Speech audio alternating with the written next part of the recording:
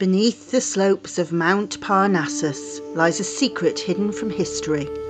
This is the realm of the ancient bee priestesses of prophecy and the spirit of Melissa.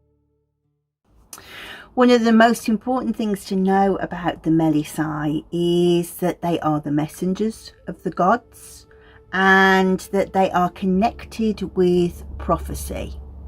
And we see that in the books about the Oracle of Delphi. And so I thought I would share some of my notes from my notebook about it. And so let's have a look.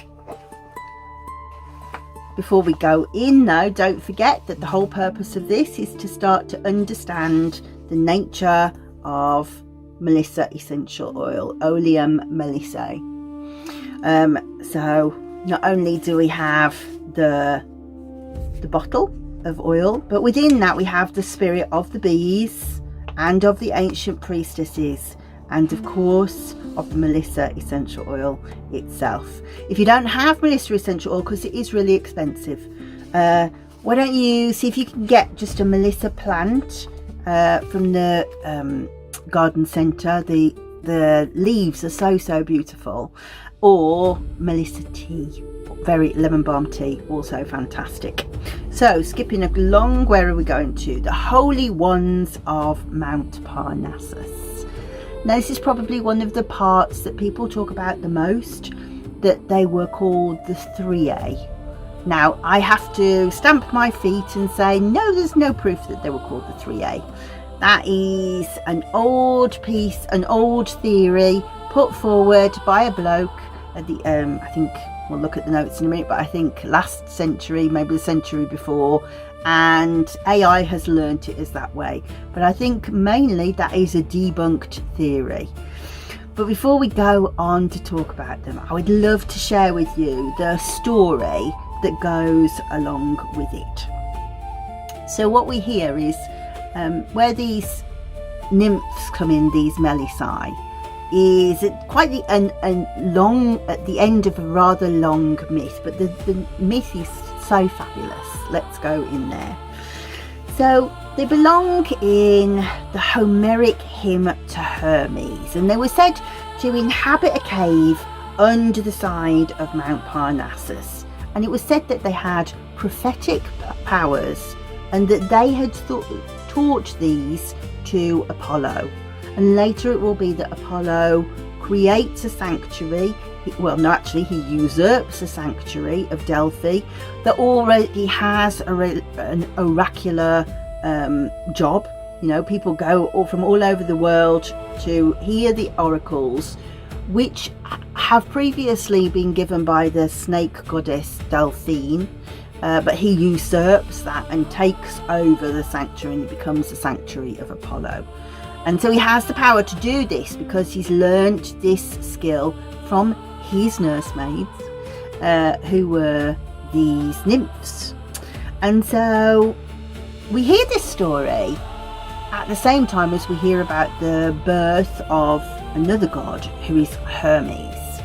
And Hermes is the son of Zeus and the nymph Maya.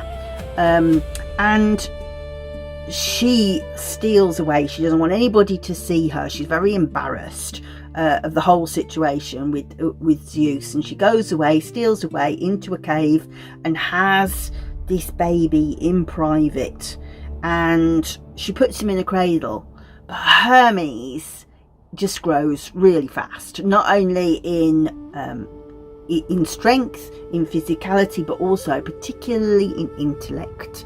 He is a really clever individual, and you should perhaps understand that it's understood that if you have like a download of information, if you have this kind of messages from the gods, this gnosis is brought to you by Hermes. So this is his world, and he's within 3 days the baby is too big for his cradle and naughty as heck, and decides he's going to climb his way out of the cradle and he's going out into the world. And particularly he wants to meet his brother Apollo. He's obviously heard all about Apollo, and he recognises that Apollo has such great power. He's favoured by Zeus, and he understands that if he and his mother need to have power, then they need to have their ways of knowing what Zeus is going to tell them. And he recognises that Apollo has this knowledge. He understands what Zeus has got to say because he has learnt this from the bees. And so he wants that knowledge. He wants to know how you know what's going on in Zeus's brain. So he sets off to Thessaly, where he feels that he will find Apollo. And he steps out of the threshold of the cave, 3 days old, don't forget, and he comes upon a tortoise, and he realises, wow, this is going to make the most beautiful musical instrument, this beautiful giant tortoise with this amazing shell. So he kills it, and he proceeds to make the first ever 7-stringed lyre from this shell. And then he finds Apollo's cattle and he steals them, and he kills 2 of them, and then he invents the first fire. Now, if you have been watching in sequence, you will think, okay, I think I understand why he might be stealing cattle, because you will know already that from cattle, bees are born, right? Sacrificing cattle is a really big thing. So he's stolen these cows, and obviously Apollo goes looking, and he goes, where's my cows? Where's my cows? And he searches everywhere, and he comes across this old man who he says, where's my cows? What's happened to my cows? And he said, well, I see lots of people come and go, so I can't say what's happened. But what I will say is I saw some cows go by with a baby following them. That seems weird to me. So what we do know from the myth is that, yes, Hermes followed the cows, and he found a way to do it backwards. So it looked like he was going the opposite way to the cows. And so he left no tracks behind. And then once he'd done that, once he'd eaten them and cleaned them, what have you, he decided he would scurry back to Mom. Because you would, if you'd have been that naughty. Gone back to Mom, and she's hiding in the cave. So Apollo, keen to recover his cattle, sets about following these tracks. And he somehow manages to work out, and this isn't quite going the way that I expected. These are going the opposite way. That doesn't make sense. Anyway, he finally works it out, follows the cave, finds a way to Maia's cave, where Hermes is, and in he goes. And Maia, being the good mother that she is, says, where have you been? What have you been up to? And he looks guilty, and he challenges his mother's way of living in an isolation. He said, Mum, this is not going to work. We need to be for power. We need to know the prophecy. We all need to understand that. And with that, in comes Apollo. So he's very amused to find this child, and Hermes, being a trickster, because he is the trickster god, and also very clever, he goes, I haven't taken your cows. I'm too young to even know what a cow is. How do you think I can take it? I don't know what a cow is. What are you talking about? And Apollo says, I am not persuaded. You are coming with me in front of Zeus. So off they travel, and they go and they stand before Zeus, and Apollo says to Zeus, tell him I want my cows back. He needs to admit what he's done. Well, Hermes is just like, well, I told you I don't know. I know nothing about cows. In fact, what's a cow? And Zeus thinks this is absolutely hilarious, and of course, that's my son. Oh, he's so funny. I so like him. And he says, listen, you do need to do something about these cows. You need to show him where those cows are. So off you go, and he dispatches them. And so Hermes takes Apollo on a long journey, and I'm presuming that Apollo's realised perhaps not trusting him entirely because he's a bit of a minx, but he takes him into the cave, and as he goes into the cave, what he finds is 2 hides perfectly laid out, and Apollo realises that this is no ordinary child. How did you do that? And we're told that nothing, is just these beautiful hides left. Now if you've watched the video before, you'll be thinking, well, I wonder how I did that. Maybe that is a ritual, a begonia ritual of the bees coming out of the bull. But also he sees his lyre, and because Hermes of course knew full well what he was going to do, he's like, oh, let me play it for you, this beautiful 7-stringed lyre made of the tortoise shell. Let me play it for you. And Apollo goes, oh, I love it. I absolutely love it. I have to. And he said, of course you can have it. Of course you can. You're my brother. Of course you can have it. And he said, the only thing I want in return is,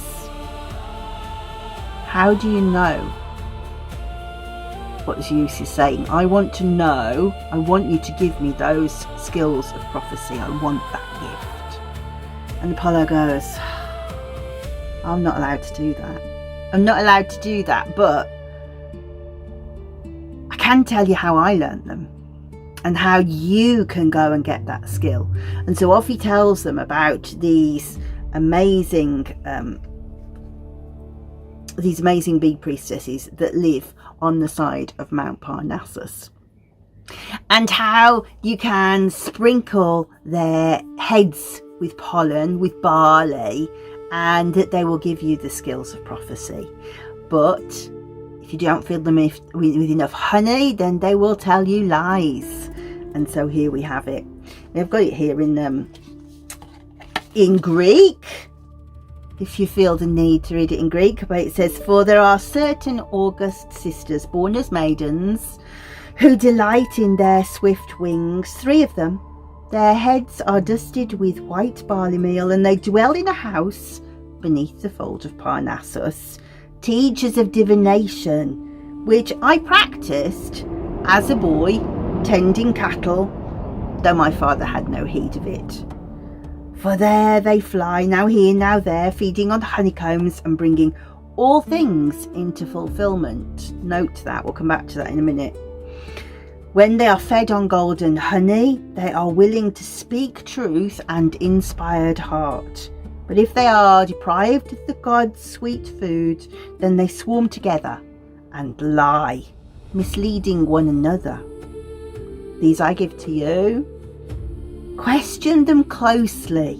Delight your own heart, and if you teach any mortal man, often he will hear your voice, and if he have good fortune. So let's dissect that a little bit. So starting at the end, if you teach a mortal man how to engage with these Melissae, how to speak to them, they will tell you divination. But not only divination, they will bring all things into fulfillment. In other words, they are magical, that they can change the force of destiny. You can force things to happen through them. So any person who knows about them will know how to engage with them and how to bring things into fruition.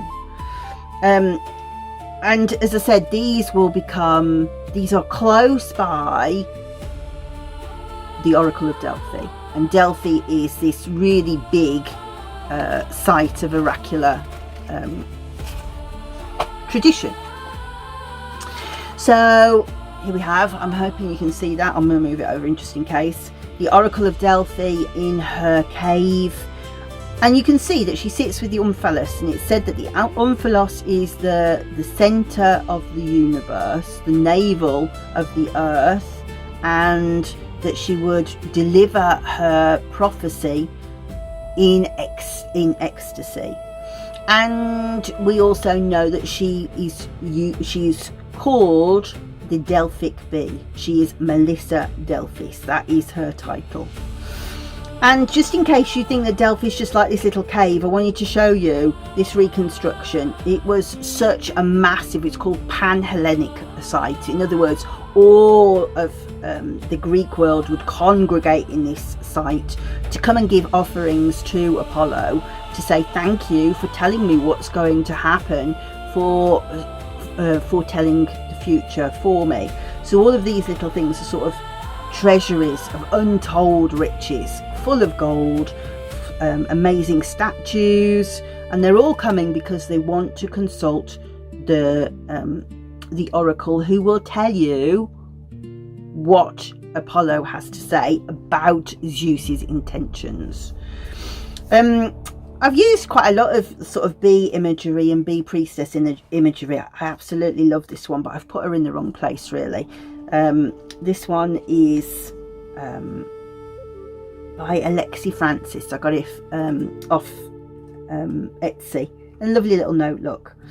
But what I will say is that often you will hear that it is the Thriae, and I'm hoping that's what this note says. Lawson, that's Jennifer Lawson, it says, in the play Argonauts, Apollodorus of Rhodes says, when Apollo usurped Delphine, the Corycian nymphs had encouraged him with cries of Ae, Ae, Pion, and then he was victorious in the defeat of the daughter of Gay. Pindar in Pythian says the nymphs of Parnassus brought Apollo gifts. So the reason why I've written that is because the Thriae is the usual way that these three priestesses, these three bee nymphs, are named, and that comes from a gentleman called Herman, and he said, well, I think they are, because the Thriae were the names of the pebbles that are in her bowl who give the prophecy, that she threw pebbles, and that's how she knew what was going to come to pass. But Susan Scheinberg had said, I don't think that makes any sense at all, because if they were the Thriae, why are pebbles not mentioned at all in that passage? Now, to me, that's absolutely right. And Lawson, as I said, says, well, I agree with Scheinberg that they can't be the Thriae. I think they're the Corycian nymphs, and the reason for that is because when Apollo did defeat Delphine, that he went to the sanctuary and defeated the snake goddess, the Corycian nymphs shouted and said, yes, yes, we told you, and then brought him celebratory gifts. So I think that Lawson has probably got a better argument that they're not the Thriae, that they are the Corycian nymphs, which is another cave on Mount Parnassus. So I think that's really interesting. And so there we have it. That is the nymphs of Parnassus. If you've enjoyed this and you found it useful, don't forget that the nymphs will become priestesses. They will become the priestesses of Demeter, and that's what this book is about, the traditions of the priestesses in ancient Greece, meeting the Melissae, and it is available on anywhere where you can buy books. I'll put the link in the description below.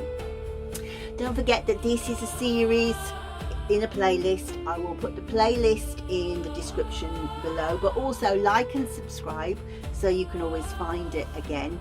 But importantly, if you have a look underneath the video, you might find there's an option to hype this video, which is a little boost that YouTube will give me. If you say, I think other people should be able to see this, this will give me a boost. You can hype it and say, I really think this was a great video, and it will help me to distribute more widely. So for now, thank you, and the next one will be about the nursemaids of Zeus in the Dictaean cave.